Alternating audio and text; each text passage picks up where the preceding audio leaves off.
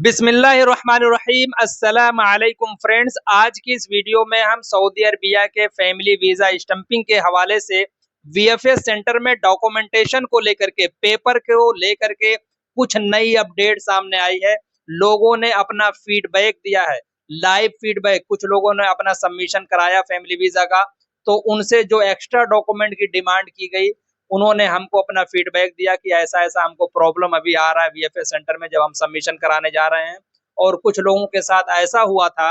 कि उन्होंने VFS centre में अपना डॉक्यूमेंटेशन सब कुछ सबमिशन करा दिया, फीस पे कर दी, फिंगर हो गया, वहां से स्लिप और इंश्योरेंस लेकर के घर चले गए। उसके बाद में 10 दिन के बाद उनको मेल आया कि आपका डॉक्यूमेंट इनकम्प्लीट है, आप उस डॉक्यूमेंट को पूरा करो फिर आपका वीजा स्टंप होगा। तो वो कौन से डॉक्यूमेंट हैं, उसकी क्या अपडेट है, उसके बारे में इस वीडियो में आप लोगों के साथ मैं कंप्लीट जानकारी दूंगा। दूसरी चीज, दिल्ली सबमिशन और मुंबई सबमिशन में फैमिली वीजा का स्टंपिंग का क्या अपडेट है, इसके बारे में बताऊंगा।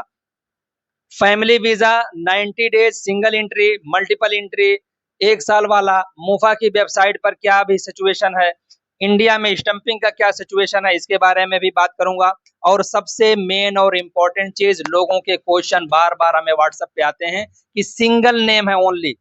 पासपोर्ट पे सिर्फ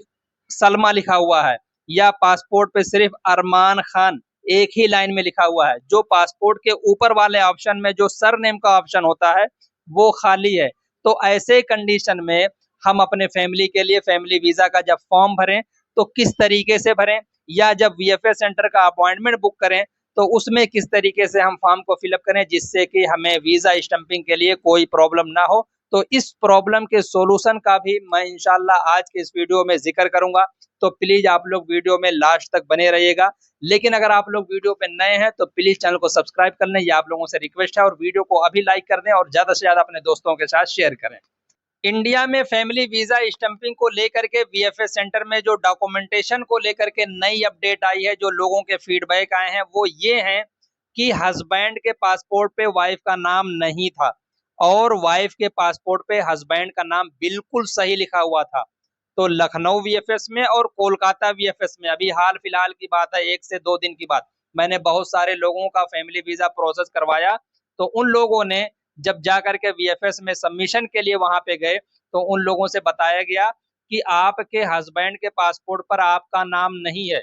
इसलिए निकाहनामा या मैरिज सर्टिफिकेट का सऊदी एम्बेसी से अटेस्टेशन और या तो एमईए से अपोस्टाइल, ये आप करा करके लाओ, फिर आपका वीजा फाइनली सबमिशन होगा। पिछले साल क्या था, पिछले साल सिर्फ वाइफ के पासपोर्ट पे हस्बैंड का नाम होता था, तो कोई भी वीएफएस सेंटर वाला ऐसी बात नहीं बोलता था और वो एम्बेसी को प्रोसेस कर देता था और अल्हम्दुलिल्लाह वीजा भी आ जाता था। लेकिन इस साल शुरुआत में 16 जून से जब फैमिली वीजा का सबमिशन शुरू हुआ तो शुरुआत में भी बहुत सारे लोगों ने मुंबई में, दिल्ली में, कोलकाता में, लखनऊ में ऐसे वाले कंडीशन में कि वाइफ के पासपोर्ट पे हस्बैंड का नाम है लेकिन हस्बैंड के पासपोर्ट पे वाइफ का नाम नहीं है, ऐसे वाले कंडीशन में सब लोगों ने सबमिशन किया और अल्हम्दुलिल्लाह मुंबई से वीजे भी आए,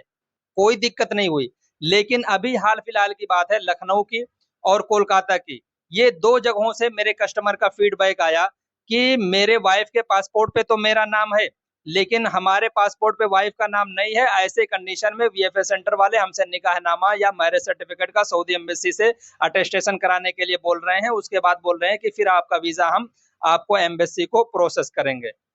तो मैंने उनको बोला कि आप उनको बोलो कि आप एम्बेसी को प्रोसेस कर दो, इन केस अगर वीजा रिजेक्ट होता है तो हमारी जिम्मेदारी है। इंशाल्लाह ऐसे कंडीशन में वीजा आ जाएगा, 99% है। लेकिन अभी थोड़ा रिस्क बढ़ा दिए हैं वो लोग, जो सबमिशन के लिए जाते हैं तो इस चीज को लेकर के उनसे सवाल करते हैं, उनको परेशान करते हैं। तो मेरा मानना ये है कि अगर आपका ऐसा कंडीशन है कि वाइफ के पासपोर्ट पे हस्बैंड का नाम है लेकिन हस्बैंड के पासपोर्ट पे वाइफ का नाम नहीं है, तो बेहतर है कि आप निकाहनामा या मैरिज सर्टिफिकेट जो भी आपके पास हो, अगर गवर्नमेंट वाला नहीं है तब भी कोई प्रॉब्लम नहीं, निकाहनामा ओनली अगर है हाथ से लिखा हुआ या किसी भी मस्जिद मदरसे से बना हुआ तो आप उसका सऊदी एम्बेसी से अटेस्टेशन करा करके ही अपने फैमिली को वीएफएस सेंटर भेजें। लेकिन मैं फिर से कहूंगा कि पिछली साल ये सारी बात नहीं थी, ऐसे कंडीशन में आराम से वीजे लग रहे थे। इस साल ये नई अपडेट आई है, अभी 2-3 दिन की बात है, और मैंने वीएफएस ताशीर की वेबसाइट पर भी जाकर के जो डॉक्यूमेंटेशन वाला ऑप्शन है उसको मैंने चेक किया तो जैसा कि आप लोग भी स्क्रीन पर देख सकते हो कि वहां पे लिखा हुआ है कि अगर दोनों लोगों के पासपोर्ट पे यानी हस्बैंड के पासपोर्ट पे वाइफ का नाम और वाइफ के पासपोर्ट पे हस्बैंड का नाम, अगर दोनों के पासपोर्ट पे दोनों का नाम अगर मेंशन है, तब आपका फैमिली वीजा स्टंपिंग के लिए निकाहनामा या मैरिज सर्टिफिकेट का जरूरत नहीं पड़ेगा। लेकिन अगर नाम में कुछ मिस्टेक है या अगर एक ही के पासपोर्ट पे एक का नाम है या दोनों के पासपोर्ट पे दोनों का नाम नहीं मेंशन है, तो ऐसे कंडीशन में निकाहनामा या मैरिज सर्टिफिकेट का आपको सऊदी एम्बेसी से अटेस्टेशन या एमईए से अपोस्टाइल कराना जरूरी है। ऐसा उन्होंने अपने वेबसाइट पर भी अपडेट डाल दिया है। बाकी आपकी मर्जी, आप भी अपनी तरफ से तफ्तीश करें। लेकिन जो मेरा सजेशन है वो आप लोगों को यही है कि अगर वाइफ के पासपोर्ट पे सिर्फ हस्बैंड का नाम है और हस्बैंड के पासपोर्ट पे वाइफ का नेम नहीं है, तो बेहतर है कि आप अपना मैरिज सर्टिफिकेट या निकाहनामा को अटेस्टेशन या अपोस्टाइल करा करके ही वीएफएस सेंटर में अपने फैमिली को भेजें। दोनों के पासपोर्ट पे अगर दोनों का नाम है, हस्बैंड के पासपोर्ट पे वाइफ का और वाइफ के पासपोर्ट पे हस्बैंड का, तो ऐसे कंडीशन में बिल्कुल आप बेफिक्र रहें, आपको मैरिज सर्टिफिकेट या निकाहनामा का अपोस्टाइल या अटेस्टेशन की जरूरत नहीं पड़ेगी। हाँ, अगर किसी का ऐसा है कि दोनों के पासपोर्ट पे दोनों का नाम नहीं है, बिल्कुल ब्लैंक है, ना तो वाइफ के पासपोर्ट पे हस्बैंड का नाम है ना तो हस्बैंड के पासपोर्ट पे वाइफ का नाम है, तो ऐसे लोगों के लिए तो 100% कंपलसरी हो जाता है कि अपना निकाहनामा या मैरिज सर्टिफिकेट को सऊदी एम्बेसी से अटेस्टेशन या एमईए से अपोस्टाइल करवाएं। अगर किसी को इससे रिलेटेड कोई भी हेल्प चाहिए, चाहे डॉक्यूमेंट का अटेस्टेशन की जरूरत हो या अपोस्टाइल की जरूरत हो या वीजा सही से अप्लाई करने की जरूरत हो या इंडिया में वीएफएस सेंटर का प्रोसेस करने का जरूरत है, तो आप मैं या मेरी टीम से दिए गए नंबर पे कांटेक्ट कर सकते हैं। एक कस्टमर का और फीडबैक है, मैंने उनका 10 दिन पहले दिल्ली सबमिशन में उनका फैमिली वीजा का प्रोसेस करवाया और 10 दिन के बाद मेल उनको रिसीव हुआ कि आपका डॉक्यूमेंट इनकम्प्लीट है, और उसमें क्या लिखा हुआ था जैसा कि आप लोग स्क्रीन पर देख सकते हो, लिखा हुआ है कि आप मैरिज सर्टिफिकेट या निकाहनामा का सऊदी एम्बेसी से अटेस्टेशन करा करके उसके बाद सबमिट करें। हालांकि उनके वाइफ के पासपोर्ट पे उनका नाम बिल्कुल सही लिखा हुआ है, फिर भी उनको वीएफएस सेंटर से ये ईमेल दिया गया। सारा सबमिशन होने के बाद, फिंगर होने के बाद, जो वीएफएस की फीस होती है फैमिली वीजा स्टंपिंग की, वो पे करने के बाद उनको ये मेल आया। तो आप लोगों से मेरा मशवरा यही है कि आप लोग निकाहनामा या मैरिज सर्टिफिकेट को अटेस्टेशन करा करके ही अपने फैमिली वीजा का प्रोसेस कराएं। अब दूसरी बात, वीजा सबमिशन का क्या स्टेटस है, दिल्ली वालों का क्या स्टेटस है और मुंबई वालों का क्या स्टेटस है। दिल्ली वालों का 16 तारीख से लेकर के 16 जून से लेकर के आज 5 जुलाई है, किसी का भी फैमिली वीजा स्टंप होकर के नहीं आया। वर्क वीजा भी बहुत डिले है, हफ्ता दिन हो गया, अभी वर्क वीजा का भी बहुत डिले है, स्टंपिंग नहीं हो रहा है दिल्ली एम्बेसी से। नया एम्बेसडर आया है, शायद इसी वजह से वहां पे एम्बेसडर चेंज हुए हैं।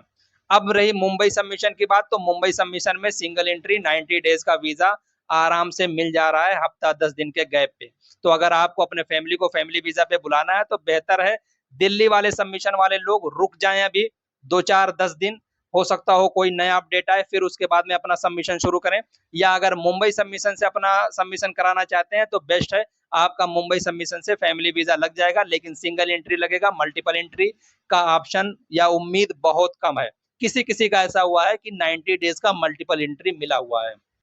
अब चलिए बात कर लेते हैं कि अगर किसी के पासपोर्ट पे सिंगल नेम है, जैसे कोई अपने वाइफ को बुला रहा है, अगर उनके पासपोर्ट पे सिर्फ सलमा लिखा हुआ है, तो ऐसे वालों का फैमिली वीजा अप्लाई करते टाइम में मूफा की वेबसाइट पर कैसे फॉर्म को फिलअप करना है, या इंडिया में वीएफएस का अपॉइंटमेंट की बुकिंग करते टाइम में कैसे फॉर्म को फिलअप करना है। तो फ्रेंड्स, मैं आप लोगों को बता दूं कि अगर किसी के पासपोर्ट पे सिंगल नेम है तो ऐसे कंडीशन में फर्स्ट नेम में उनका जो अपना नाम है, मान लो किसी के पासपोर्ट पे ओनली सलमा लिखा हुआ है, तो फर्स्ट खाने में यानी फर्स्ट नेम में आपको सलमा लिखना है। लास्ट वाले जो खाना है, बीच का जो खाना होता है दो,